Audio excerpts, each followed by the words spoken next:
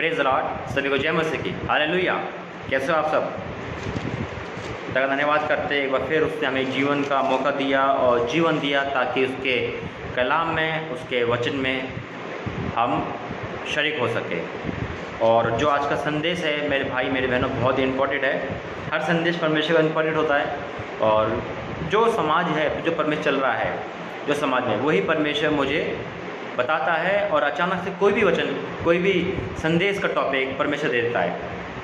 मैं सोचता हूँ कि कौन सा दूँ और सडनली कोई भी जब मैं देखता हूँ डायरी में या कहीं भी, तो परमेश्वर के संदेश लाता है, कहीं से मुझे आवाज़ देता है ये वाला देना है।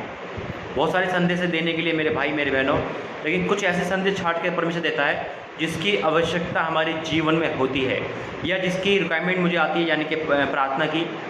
तो कहीं हम चूक ना कर जाए, इसलिए ये वचन देना पड़ता है। और ये वचन भी इसलिए दिया है। तो सभी भाई बहनों के लिए प्रभु का धन्यवाद और सभी को प्रेज द लॉर्ड। क्योंकि अधिकतर जो मेरी बहनें, जो बड़े भाई है, वो नौजवान है ना, और शादी के पर्पज़ से माँ बाप चिंता करते हैं। मेरे घर में भी मेरा भाई है, जो उस पर्पज़ से भी ये वचन हमें और आपके लिए, शिक्षा के लिए बहुत ज़रूरी है। शादी विवाह, है ना, कई बार मैं इस टॉपिक पे बोल चुका हूँ, लेकिन आज क्यों बोला परमेश्वर ने? क्योंकि परमेश्वर यीशु मसीह एक जने को भी नहीं छोड़ते। एक जने के से भी वो अपनी सेवा चाहते हैं, यानी कि कोई भी ऐसा जने ना हो जो नरक में या शैतान की चंगुल में फंसे। तो आइए प्रार्थना करते, फिर इस विषय की डिटेल में जाएंगे और एक और डिटेल में जाएंगे। ठीक है, प्रार्थना करते हैं, धन्यवाद करते हैं पिता, मेरा बोलना तेरा बोलना हो पिता। आज पिता हमारे जीवन में उपस्थिति हो पिता, और तेरी उपस्थिति में अपने साथ रखूँ पिता, और मेरा बोलना तेरा बोलना, सुनने वाले के लिए आशीष बरकत हो और वचन के द्वारा बोल और बातचीत करना प्रभु यीशु मसीह के नाम से मांगते हैं, आमीन। Praise the Lord, hallelujah. और इस लॉकडाउन में परमेश्वर जितनी अपनी महिमा ले रहा है उतना हम करें। मेरे अजीजों, वचन शुरू करने से पहले और आपसे बात करने से पहले मैं एक डिटेल आपको देना चाहता हूँ। जब आप देख रहे होंगे विषय आपका लिखा आता है, यानी कि यूट्यूब पर मैंने फेसबुक पर एक चीज़ और लिखी है, जो यीशु चंगाई सभा में अपना ऑफरिंग दान देना चाहता है। ज़रा सुनना, और देते भी है, मैं यूँ नहीं कह रहा नहीं देते आप लोग, लेकिन फिर भी परमेश्वर ने जो मन में डाला वो आप तक मैं पहुँचा रहा हूँ। जो भी यीशु चंगाई सभा में इस लॉकडाउन यानी कि इस मुसीबत के टाइम पे भी अपना बीज बोना चाहता है, डिमांड नहीं, कोई ये नहीं, दशवांश नहीं, अपनी इच्छा, चाहे वो दशवांश हो, चाहे वो 50% हो, चाहे वो 2%, मतलब अपने दशवांश तो बाइबल कहती है, यानी कि अपने इच्छा अनुसार। मैं ये कहता हूँ कि अपने इच्छा अनुसार जो भी आपका बीज बोने का अधिकार है। बाइबल दशवांश कहती है, लेकिन बाइबल दशवांश से ज़्यादा भी कहती है, और बाइबल अपना सब कुछ भी कहती है। बाइबल हमें ये भी कहती है अपने इच्छा अनुसार। और मैं दशवांश उनसे नहीं मांगता जो अपने चर्च में देते हैं, अपना निजी चर्च का अधिकार है। लेकिन मैं कहता हूँ कि अगर आप देना चाहते हैं इस लॉकडाउन में भी, परमेश्वर की बढ़ोतरी में आप हाथ बढ़ाना चाहते हैं, आप देना चाहते हैं, तो एक डिटेल आपको नीचे है, बैंक अकाउंट का नंबर दिया गया है, साथ में एक नंबर दिया गया है। वो कॉलिंग नंबर नहीं है मेरे भाइयों, वो ऑनलाइन मनी ट्रांसफ़र नंबर है, यानी गूगल पे, फ़ोनपे, पेटीएम, ये सुविधा है आपकी, ताकि आप घर बैठे अपने दान को रोके नहीं दे सकते, बाहर जाने की ज़रूरत नहीं। क्योंकि अधिकतर आजकल 10 में से 5 से ज़्यादा लोग पेटीएम, गूगल पे, फ़ोनपे का इस्तेमाल करते हैं। कोई भी भाई बहन अगर ऐसा है जिसके मन में परमेश्वर डाल रहा है और देना चाहता है, ताकि आपकी भी ब्लेसिंग रहे और यहाँ चर्च में भी ब्लेसिंग रहे, है ना। वचन कहता है कि ये मेरा हक है लेना, और ये मेरी मजदूरी है, क्योंकि परमेश्वर ने मुझे काम के लिए ठहराया है। तो इसलिए ताकि आपकी आंसू भी बनी रहे और हमारा सबका कार्य भी चलता रहे। तो अपने हिदिया, अपने ऑफरिंग को अगर आपने रखा है, आप देना चाहते हैं, तो बड़े प्यार से, बड़े मध्यम से आप दे सकते हैं। आपको बाहर जाने की ज़रूरत नहीं। अगर आप इस्तेमाल नहीं करते और आपको बाहर जाना मना है, तो कोई बात नहीं, वो एक अलग मजबूरी है। लेकिन अगर आपके पास फ़ोन पे, गूगल पे, पेटीएम नंबर है, आप इस्तेमाल करते हो, तो दिए गए नंबर पे जो 9599270300 है, ये कॉलिंग नंबर नहीं है। कॉल करोगे बैल जाएगी, कोई उठाएगा नहीं। इसमें केवल ये ऑनलाइन मनी ट्रांसफ़र है। आप इसमें सेव करके इसे, यानी कि किसी भी चेक करके आप नंबर पर इसमें अपने दान राशि दे सकते हो। आपकी दान राशि आती तुरंत मैसेज आएगा और वो मैसेज आप तक पहुंच जाएगा। आपको पता चल जाएगा कि भाई पे, प्रभु के दास पे, यहाँ पे मेरी ऑफरिंग आ गई। जो भी भाई बहन करना चाहता है, परमेश्वर ब्लेस करे, आशीष करे। क्योंकि हमने देखा है कि अकाल के दिन में जब हम देते हैं तो परमेश्वर हमें बढ़ाता है। घटाता जाइए। जो जितने भी भाई बहन सुन रहे हैं इस संदेश को तो इस संदेश को देने से पहले ये डिटेल मैंने आपको दी ताकि आप अपना हिदिया अपनी ऑफरिंग को रखें ना, जो आपने जमा कर रखा है उसे दे। मजबूरी अलग बात है, अगर आप बाहर नहीं जा पा रहे अलग बात है, लेकिन अगर आपके पास है तो उस माध्यम से दे सकते हैं, ठीक है। तो जिसको भी अगुवाई कर रहे हैं, जिसका भी मन है या जिसने मन्नत मांगी है वो अपनी अच्छा अनुसार दे सकता है। डिमांड में कोई नहीं है, चाहे आप कितना दे, ये आपका दिल है, आपका आत्मा है, जितना दो कितना पाओगे मेरे भाई मेरे बहनों, ठीक है। तो आइए वचन में जाएंगे। और वचन हमें जीना सिखाता है, वचन हमें चलना सिखाता है, वचन हमें इस दुनिया में हर चीज़ सिखाता है। तभी बाइबल सबसे श्रेष्ठ मानी गई है, क्योंकि बाइबल हमें सब कुछ देती है। मेरे भाई मेरी बहनों, आज का जो टॉपिक है वो विवाह के ऊपर है और बहुत है महत्वपूर्ण टॉपिक है। हमें शादी क्या करनी चाहिए, कैसे करनी चाहिए, मतलब शादी का मैटर है। बहुत से भाई बहन या माता पिता है जो कोई बच्चों की शादी करना चाहते हैं और भाई बहन उम्र हो गई शादी के लिए, तो शादी होनी चाहिए। शादी क्यों होनी चाहिए, है ना, शादी के पीछे क्या मैटर है, ये सारी चीज़ें परमेश्वर आज छोटे समय हमें बताएगा, वचन के द्वारा हम बताने की कोशिश करेंगे। और शादी हम कैसे करें, यानी कि शादी का क्या नेत्र है। शादी पवित्र है, शादी शैतान की चीज़ नहीं है। शादी परमेश्वर का एक गिफ्ट है मनुष्य को, लेकिन इस शैतान ने इसे अपन पे ले लिया और आज शादी एक मजाक बन के रह गई। शादी होती है, डिवोर्स होता है, शादी होती है, लड़ाई झगड़ा होता है, शादी होती है और ये बोला जाता है कि मैं शादी से पहले बहुत अच्छा था, शादी से पहले बहुत अच्छी थी। शादी एक अग्नि परीक्षा है मेरे भाई मेरे बहनों, हर किसी के, चाहे लड़का चाहे लड़की। शादी एक अग्नि परीक्षा क्यों है, एक अग्निनामा क्यों है, एक बहुत बड़ी परीक्षा क्यों है? क्योंकि शादी के बाद पता चलता है सामने वाला कि लाइफ में क्या है। कुंवारेपन में हमने कैसे जीवन बताया, अपने माँ बाप के घर में हैं, चलो ठीक है, ऐसे ही बताया। अगर एक गलत डिसीज़न हमारा शादी का हो गया और कोई बहन या कोई भाई गलत हमारी लाइफ में आ गया तो हमारी पूरी ज़िंदगी ख़राब हो सकती है। क्योंकि मेरे पे बहुत कॉल आती है, चाहे वो बहन की चाहे भाई की हो, है ना।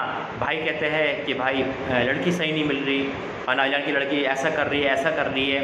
भाई बहन कहती है देखो मेरा पति शराबी मिल गया है। तो यानी कि शादी के बाद ही लाइफ की एक नई शुरुआत होती है।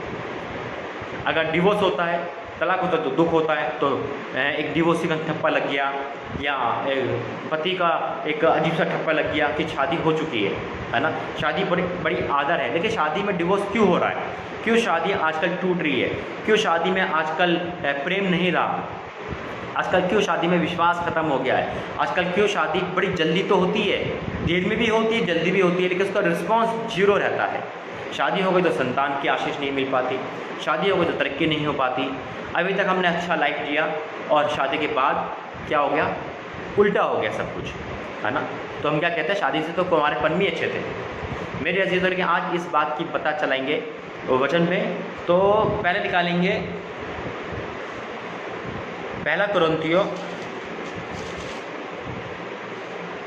वीडियो को शेयर करते रहना साथ साथ देखने वालों, ताकि हर जगह ये वीडियो पहुंच सके और लोगों को एक संदेश मिल सके शादी के ऊपर, विवाह के ऊपर। जानते हैं लॉकडाउन है, जानते हैं, लेकिन हर चीज़ ज़रूरी है ना। ये नहीं है कि लॉकडाउन है तो हम लॉकडाउन पे ही प्रचार करें। शादी भी एक हमारे जीवन का महत्वपूर्ण है ना। और ये परमेश्वर की ओर से होने चाहिए, शैतान की ओर से नहीं। अगर शैतान इसमें अपनी प्लानिंग को मिला देगा, यकीन मानो मेरे भाई, ज़िंदगी बहुत ख़राब हो जाएगी।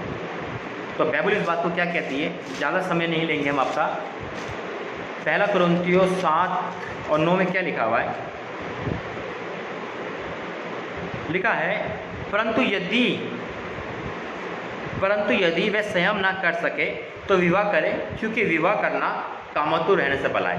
पहला पॉइंट आता है विवाह क्यों ज़रूरी है, ताकि हम व्यभिचार में ना घसीट हो, कामातुर ना करें। कामातुर का मतलब है अपने आप को हंस महसून में ना जाए, पाप ना करे, यानी कि जो अपने आप को नहीं रोक सकता। पौलुस ने अपने आप को रोका परमेश्वर की आत्मा के द्वारा, तो वो शादी ना करे, है ना। देखिए ये अलग बात है, परमेश्वर बहुत कम लोग हैं जो परमेश्वर इन लोगों को चुनता है, वो खुद की चुने हुए परमेश्वर के लोग होते हैं। देखिए शादी इसलिए ज़रूरी है ताकि हम व्यभिचार से बचे रहे और पाप ना करें। देखिए शादी के बाद आशीष क्यों नहीं आती। शादी हमें लगती तो है भाई शादी नहीं हो रही शादी, लेकिन शादी की परिभाषा क्या है, शादी विवाह होना क्यों ज़रूरी है, विवाह में क्या डिसिप्लिन होने चाहिए, और विवाह में उससे पहले हम कितने पाप कर चुके, क्या हम पवित्र हैं, क्या हम कुंवारे हैं, इस बात की अगर पुष्टि करें तो हम दोषी ठहरेंगे, है ना। आगे एक वचन देखते हैं जो बाइबल कहती है हमें, बाइबल कहती है मेरे भाई, इसका है पहला कुरिन्थियों 7:39 का है, जब तक किसी स्त्री का पति जीवित रहता है तब तक वह उसे बंधी हुई है, परंतु यदि उसका पति मर जाए तो वैसे चाहे विवाह कर सके, परंतु प्रभु में। बहुत अच्छी बात बताइए। आज बहुत ऐसे भाई बहन हैं, देखो मैं कह रहा हूँ ना, प्रभु का वचन कहीं ना कहीं आएगा। आज उन लोगों ने परमेश्वर वचन दिया है जिनका पति चला गया है, पत्नी चली गई है, अब वो शादी करना चाहते हैं। आज परमेश्वर कह रहा है वो पति गुजरने के बाद हम शादी कर सकते हैं, लेकिन प्रभु में, है ना। क्या लिखा है, जब तक किसी का पति जीवित रहता है तो जब तक वह उसे बंधी हुई है, परंतु यदि उसका पति मर जाए तो उस चाहे विवाह कर सकती है, परंतु केवल प्रभु में। हाँ मेरे भाइयों, हम आज इस बात पे गौर करेंगे कि शादी कोई बुरी चीज़ नहीं है, बाइबल इस बात के खिलाफ नहीं है, लेकिन वो बहुत ऐसे कम लोग मुझे मिलते हैं जो ये कहते तो है भाई हम शादी नहीं करेंगे, हम विवाह नहीं करेंगे, लेकिन क्या उनका जीवन सच में ऐसा है? सिंगल मदर, सिंगल फादर, यानी कि एक सिंगल जो पति छोड़ के चला गई या पत्नी छोड़ के चली गई, ऐसे है। अकेलेपन रहना परमेश्वर की संगति में है, ऐसी बहुत विधवाएं, बहुत ऐसे परिवार है जो अपनी ज़िंदगी को परमेश्वर में, बाइबल बात की साक्षी देती है। 84 वर्ष एक विधवा थी जो परमेश्वर की संगति रही, है ना। यानी कि बहुत से ऐसे हैं जिसको तलाक हो जाता है, परमेश्वर इस बात को मना करता है लेकिन फिर भी तलाक हो जाता है, लेकिन वो अपने जीवन को पवित्रता में बिताती है। अच्छी बात है, बहुत स्वागत है उन लोगों का। और पति भी बहुत पवित्रता में बिताते हैं, अपने आप को संयम करके अपने बच्चों के लिए अपने आप को जीते हैं। लेकिन अगर वो लोग जो ये कहते हैं भाई मैं शादी नहीं करूँगा, मैं शादी नहीं करूँगी, मैं प्रभु में जीऊँगी, लेकिन ये बात कहना और मन में अभिलाषा उत्पन्न है, मन शरीर भूखा है, शरीर अकेलेपन को देख के रो रहा है।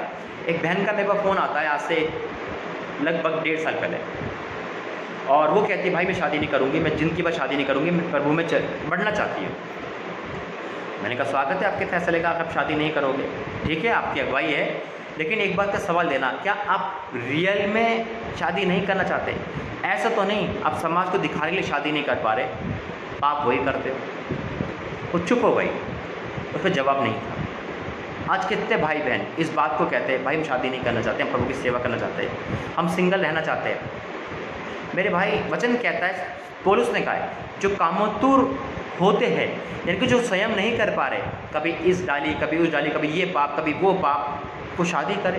लेकिन शादी करने से पहले ये सोचें कि शादी बहुत पवित्र चीज़ है, इसे आप पवित्र ना करें। देखिए वचन निकालेंगे,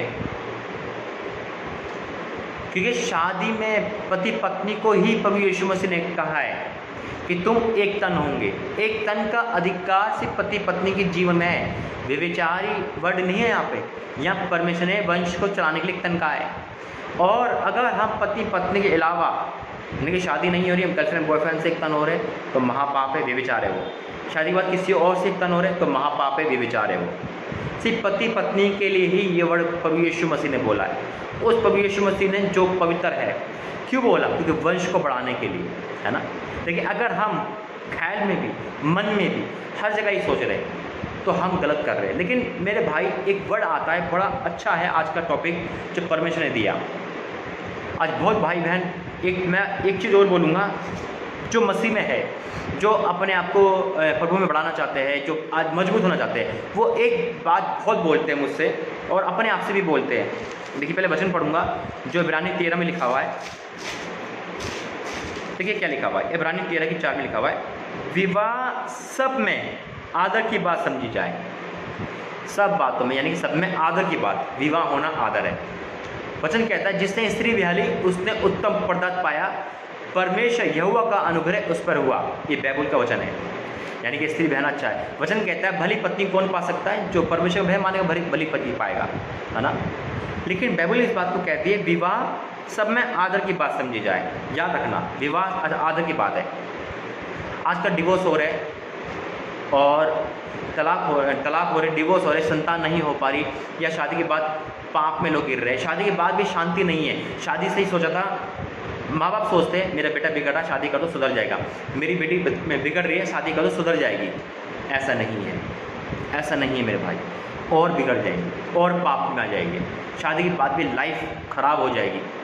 हम नहीं बताते हैं, हम छुपा के रखते हैं, हमारे माँ बाप हम सब छुपा के रखते हैं कमियाँ सामने वाली बेटियों के सामने। कहेंगे नहीं नहीं मेरा बेटा तो बहुत अच्छा है, वो तो किसी को देखता नहीं है, शादी कर लो। शादी के बाद उसकी करतूतें पता चलती है, उसको ये बीमारी, उसको ये बीमारी, उसको ये तकलीफ, वो शराब पीता है, वो वेश्यागर्दी करता है। बहन भी यही करती है। क्यों जिंदगी ख़राब करते हैं? आप सच क्यों नहीं बोलते? विवाह आदर की बात है, आप उससे निरादरी करते हैं। वचन कहता है कि वचन कहता है इस बात को पवित्र रखें हम, क्योंकि वो डोरी जो 3 धागों से बंधी है तोड़ी नहीं जाएगी। पति पत्नी परमेश्वर, लेकिन हम तो शैतान को लेके चलते हैं, हमारे में विश्वास नहीं है। लेकिन ये कलेश शादी के बाद क्यों उत्पन्न होता है? क्योंकि मेरे भाई हम शादी से पहले इतना पाप कर लेते हैं कि शादी के बाद वो पापों की सज़ा हमारे सामने आ जाती है। देखिए वचन क्या कहता है, विवाह सब में आदर की बात समझी जाए और विवाह बिछोना निष्कलंक रहे। सुनना, बड़े गौर से सुनना, चाहे माँ बाप सुन रहे हो वचन, चाहे पति पत्नी सुन रहे हो, चाहे कुंवारे लोग सुन रहे हो, सुनना। जो शादी की डेट फिक्स हो गई हो, बहुत सुनना। ये बहुत महत्वपूर्ण, बहुत लाइफ का बेस है ये। शादी सबको करनी है, शादी सबकी होनी है। आज परमेश्वर ने मेरी शादी नहीं होने दी, मैं वेट कर रहा हूँ आत्मिक लड़की की जो परमेश्वर की ओर से आए। शैतान सुनता, शैतान भी अपने हथकंडे आजमाता है, लेकिन नहीं, मुझे परमेश्वर की उस बेटी की तलाश है जो आत्मिक हो, जो प्रभु का भय माने। और मेरे भाई के जीवन में वो बहनें आए, यानी कि वो बेटी आए परमेश्वर की जो आत्मिक हो, जो परमेश्वर का भय माने और इस मिनिस्ट्री पे सपोर्ट कर सके और दर्शन के रूप में आए। जो दर्शन मैंने देखा है वो वहाँ दिखे। आमीन। तो परमेश्वर का वचन कहता है मेरे भाई, विवाह बिछोना निष्कलंक रहे। इसका मतलब क्या है? विवाह बिछोना निष्कलंक है, यानी कि विवाह, यानी कि जब विवाह होता है मसीहों में, खासकर चर्च में होता है, पास्टर के सामने होता है, प्रभु के हाजिर नाजिर होता है। घर वाले जानते हैं कि मेरा बेटा कितना बिगड़ा हुआ है, मेरे बेटे में कितनी कमियां हैं। घर वाले जानते हैं मेरी बेटियां ने गलत कर रखा है, फिर भी हम सच नहीं बोल पाते ना। हम अपनी उम्र तक छुपा के चलते हैं, कितना बड़ा फ्रेब करते हैं। पवित्र भवन में खड़े, पवित्र जगह में खड़े, बिछोना निष्कलंक रहे, फिर भी हम झूठ बोलते हैं कि मेरा बेटा कोई ऐप नहीं करता, मेरी बेटी की तारीफ बहुत है, मेरी बेटी बहुत डिसिप्लिन में रहती है। मेरे भाई इस बात का परमेश्वर को जवाब दे पाओगे हम? तभी शादी के बाद इतनी अड़चनें आती है। हाँ, मैं मानता हूँ कि उन बहनों पे भी आती है जो शायद सही है और गलत पति के साथ जुड़ गई, लेकिन इसके पीछे भी एक रीज़न होता है। शायद कोई लालच, जैसे एक माँ का मेरे पास फ़ोन आता है, एक आया था, वो लालच में गवर्नमेंट जॉब में सोचकर, लालच में आकर कुछ नहीं देखा, कुछ नहीं इंक्वायरी करी, कुछ प्रार्थना नहीं करी, आगे बढ़ गए और धोखा खा लिया। आज मेरे भाई बहन मुझसे पूछते हैं, भाई आत्मिक लड़की चाहिए, आत्मिक लड़का चाहिए। एक सवाल पूछता हूँ, आत्मिक लड़का, आत्मिक लड़की आपको क्यों चाहिए? क्या हम आत्मिक हैं? क्या हमारे जीवन आत्मिक है? क्या हम आत्मिक बन चुके हैं तभी हमें चाहिए? हम पाप कर रहे हैं, हमें आत्मिक चाहिए। हम वेश्यागर्दी कर रहे हैं, हमें आत्मिक चाहिए। हम सिगरेट पी रहे हैं, हमें आत्मिक चाहिए। आज पहले खुद तो आत्मिक बन जाओ, क्यों उस जीवन का नाश कर रहे हो? और आत्मिक बोलने में और शादी करने में बहुत फ़र्क है। भाई बहन ने तो बोल दिया मुझे आत्मिक चाहिए। एक बहन का मेरे पास फ़ोन आता है पंजाब से, उन्होंने पूछा भाई मुझे लड़का चाहिए, ऐसा लड़का चाहिए प्रभु में, जो प्रभु में है और बस आत्मिक मिल जाए वो है। मैंने कहा आपके घर वाले मानेंगे? आत्मिक लड़का आपके जीवन में आता है और वो जीरो हो संसारिक में, यानी कि ना पढ़ाई हो उसमें, ना पैसा हो, ना दौलत हो, तो आपके घर वाले करेंगे? अब परमेश्वर का नूर हो उस पर, परमेश्वर ये चीज़ नहीं रखता। वो तो सड़कों पर रहने वाले लोग हैं, मसीहत तो सड़कों पर रहने वाले, वहीं उनका घर बन जाता है। नहीं जवाब आया, क्योंकि कहीं ना कहीं हम इंसान हैं, कहीं ना कहीं हम एजुकेशन देखेंगे, कहीं ना कहीं हम हाइट देखेंगे, कहीं ना कहीं रंग रूप देखेंगे और चूक जाएंगे। हमें प्रार्थना ये करना चाहिए, प्रभु तेरी इच्छा पूरी हो, तू मेरे लाइफ में मेरा लाइफ पार्टनर दे। हमें डिमांड नहीं है, हाँ हमें बस तेरी बेटी चाहिए, तेरा बेटा चाहिए, बस तेरी ओर से हो, शैतान और संसारिक से नहीं, मेरी मर्जी से नहीं।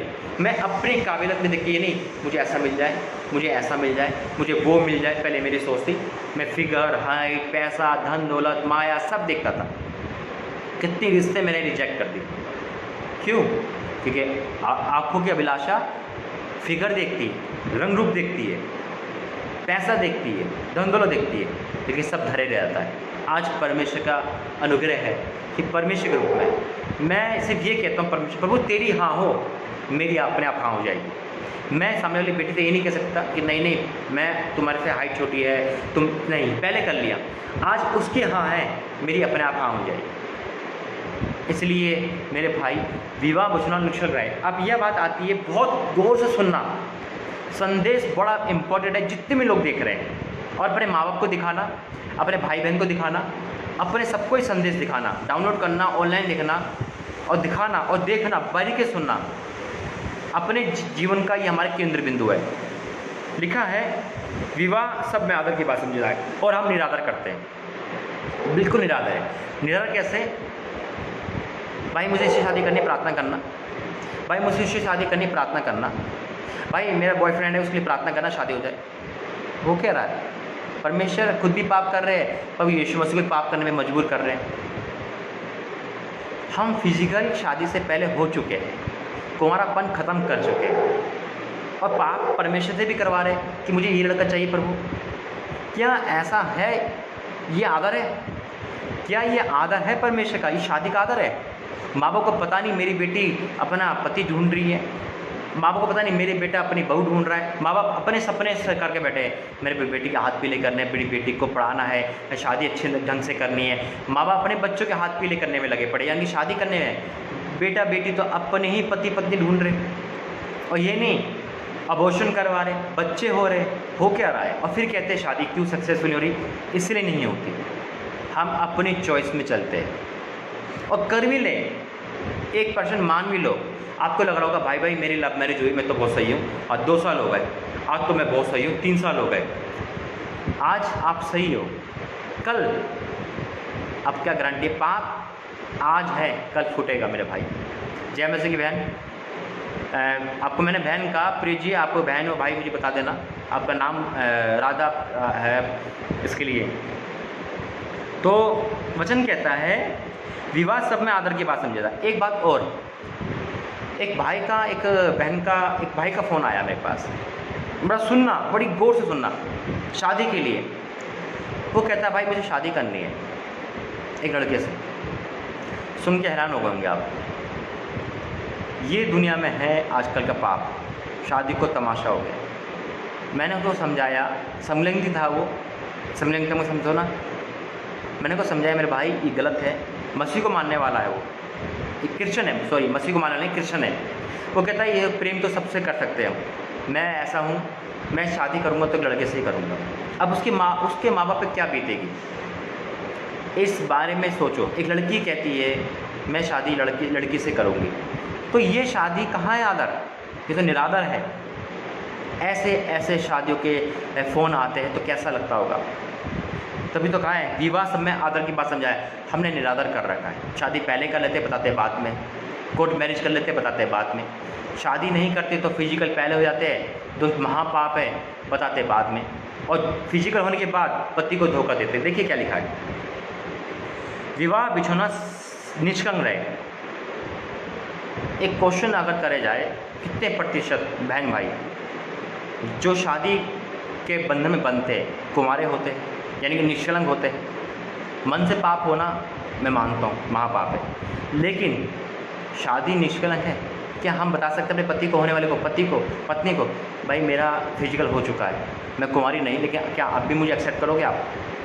मैं पिता का धन्यवाद करता हूँ कि परमेश्वर ने, मैं पाप में डूबा रहा, लेकिन फिर भी एक साइंटिस्ट, एक मेडिकल ट्रस्ट पे परमेश्वर, मैंने फिजिकल नहीं करा, यानी कि आज भी परमेश्वर मुझे बचाए रखा। आमीन। मैं ये नहीं कह रहा कि आप फिजिकल हो चुके हो, बेवजह हो चुके हो तो प्रभु आपको बचाएगा नहीं। बस आप सच बोले, माँ बाप भाई बहन जितने भी है, सच बोले परमेश्वर में आके। अगर आपके माँ बाप डर रहे सच बोलने से, आप फ़ोन करें अपने होने वाले पति को, पत्नी को, कि मैं ऐसा हूँ, क्या मैं इससे शादी करोगे? हाँ मैं बदल चुका हूँ, ज़िंदगी ख़राब ना करे किसी की। क्या होता है, एक भाई की शादी हुई, हमारे कलीसिया में आता है, और आज वो रो रहा है, कह रहा भाई मेरी पत्नी कह रही कि मेरी जब से शादी की गई, मैं तो किसी और से प्रेम करती थी, ऐसी शादी ना करें। अगर आपका मन नहीं है शादी का तो ज़िंदगी ख़राब होती है आपकी, आपके आने वाले पति की, यानी कि दोनों लाइफ ख़राब होती है। ये लाइफ ख़राब ना करें। शादी आदर की बात है। लिखा है विवाह विछोड़ा निष्कलंक रहे, क्योंकि परमेश्वर, अब यहाँ पे वर्ड आ गया, सुनना, क्योंकि परमेश्वर व्यभिचारियों और पर स्त्री गर्मियों का न्याय करेगा। आ गया, निष्कलंक रहे। आज कुमारीपन में कितनी बार फिजिकल हुआ, कितनी बार अबॉर्शन हुआ, कितनी बार मर्द यानी कि लड़का वेश्यागर्दी में गया, कितनी बार आज कुकर्म करा, कितनी बार, कितने दिन तक हम अपनी लाइफ को जिए और फिर शादी करके बड़े पवित्रता के साथ आ गए और चर्च में आकर प्रार्थना भवन में बड़े ईमानदारी से होके कहते हैं हाँ मैं कुंवारा हूँ, मैं निष्कलंक हूँ, मैं साबित करता हूँ मैंने पाप नहीं करा। यही मार है जो आज के ज़माने में शादी पे पड़ रही है। डिवोर्स हो रहे, कलेश हो रहे, संतान नहीं हो पा रही, कर्जा नहीं उतर पाता। कुंवारेपन की गलतियाँ शादी तक में आ गई मेरे भाई। आज तमाशा कर रखा है शादियों का, निस्तो नाबूद कर रखा है। शादी होने के बाद भी लड़की बहनें मर्द ढूंढती है, भाई मर्द ढूंढते, आदर कहाँ है? ये नाश हो रखा है शादी का। तभी तो कहते हैं विवाह विछोड़ा निष्कलंक रहे। आज हमारी एक कहते हैं ना ज़िंदगी में इन्जॉयपन जिसे कहते हैं, गर्लफ्रेंड हो तो फिजिकल होना चाहिए, बॉयफ्रेंड तो फिजिकल होना चाहिए, पैसे देख के हम फिजिकल करें और उसके बाद मसीह होते हैं हम, कहते हैं मैं तो क्रिश्चियन हूँ, बड़े फक्र से कहते हैं। तो कहाँ है आपकी क्रिश्चियनिटी? कहाँ है आप? मैं धन्य कहता हूँ उन बहनों को जिसने परमेश्वर के वचन मैंने जब दिया तो उन्होंने अपने पति को सच बोला और पति ने उनको एक्सेप्ट करा। धन्य है वो भाई जो शादी होने से पहले सच बोलते। आप धोखा ना दो, परमेश्वर ठट्टों में मिला जाता मेरे भाई। आज आपसे सवाल है, अगर आप गलत है और आप शादी कर रहे हैं, कल आप जिससे शादी कर रहे हो वो एक बहन, एक बेटी और एक है ना एक लड़की है, परमेश्वर बेटी है, अगर आप उसको धोखा देके शादी कर रहे हो, अगर आप किसी भाई को, किसी बेटे को धोखा देके शादी कर रहे हो तो आप भी वही बीज बो रहे हो जो आपकी संतान काटेगी। आप सच बोले, आप परमेश्वर की बातों को पूरा करें, डरे नहीं। आपके माँ बाप नहीं जानते मेरी बेटी का फिजिकल हुआ है, आप चुपचाप है, आपने अपने बॉयफ्रेंड के साथ फिजिकल कर लिया, आप बॉयफ्रेंड ने छोड़ दिया, आपकी शादी तय हो गई, आप चुपचाप अपने पति से शादी करने के राजी हो गए। खुदा जानता है, परमेश्वर जानता है मेरी बेटी धोखा कर रही है अपने होले पति के साथ, वो तो आपको वो पवित्रता में, कुंवारेपन में एक्सेप्ट करेगा। आप क्या जवाब दोगे परमेश्वर? और कल को जब वो धोखा देगा आपको, आप क्या कहोगे? मेरे पति ने मुझे धोखा कर दिया।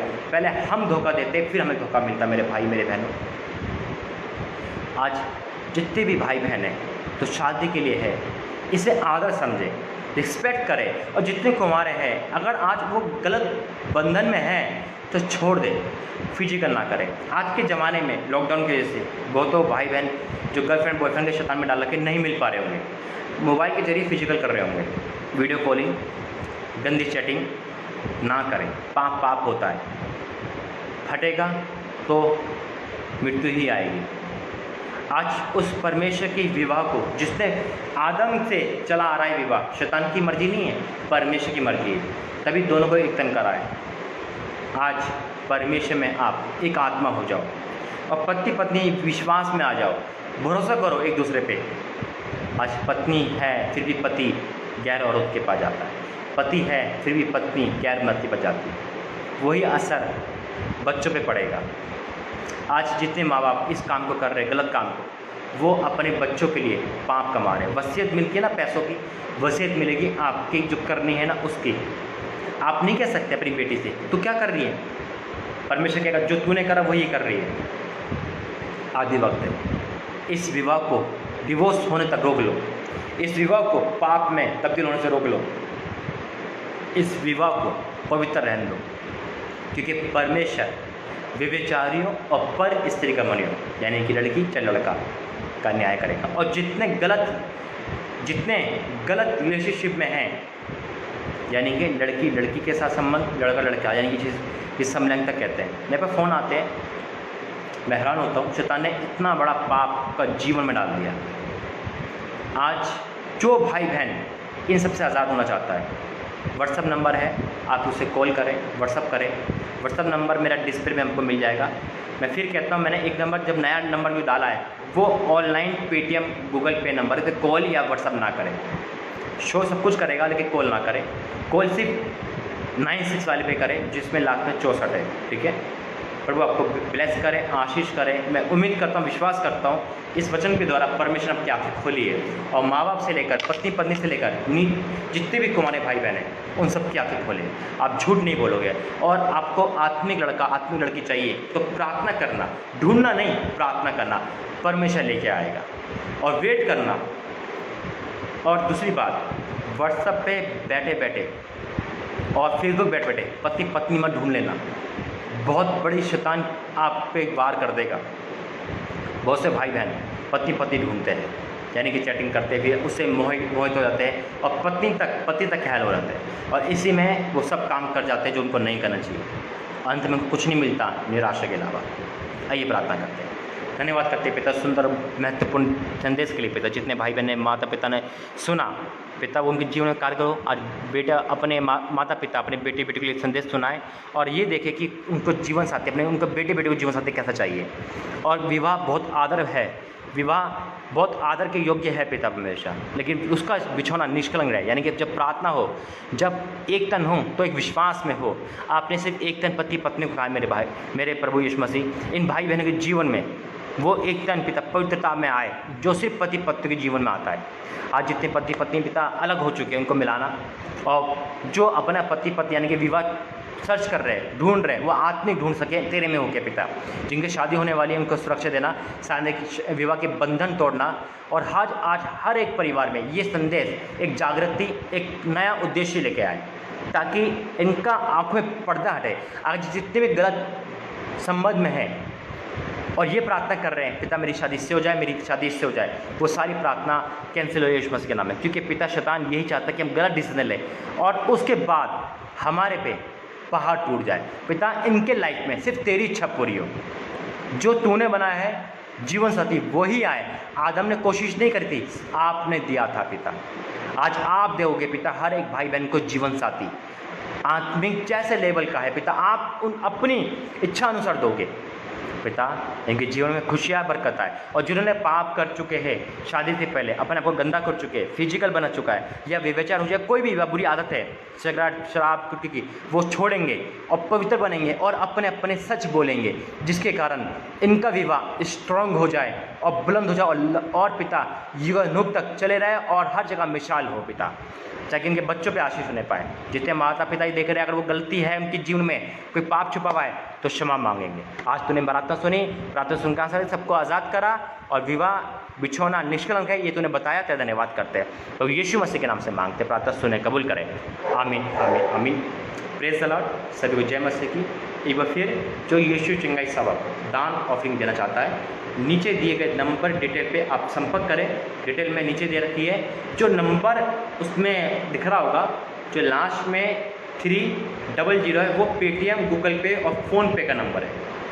तो कृपया उसमें आप कॉल या व्हाट्सअप ना करें। व्हाट्सअप का नंबर आपको सबको पता है। प्रभु आपको आशीष दे।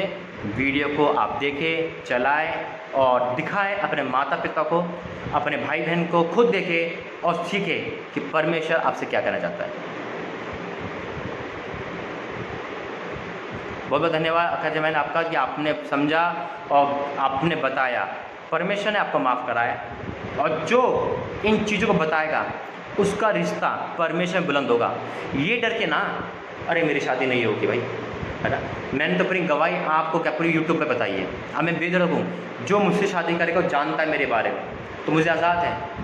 मैं धन्यवाद करता हूँ और आत्मिक लड़की की परमेश्वर पूरी करेगा। परमेश्वर आपको बहुत ऐसे आशीष दे। सभी को जय मसीह की। वीडियो को शेयर करें, लाइक करें और परमेश्वर की महिमा करें।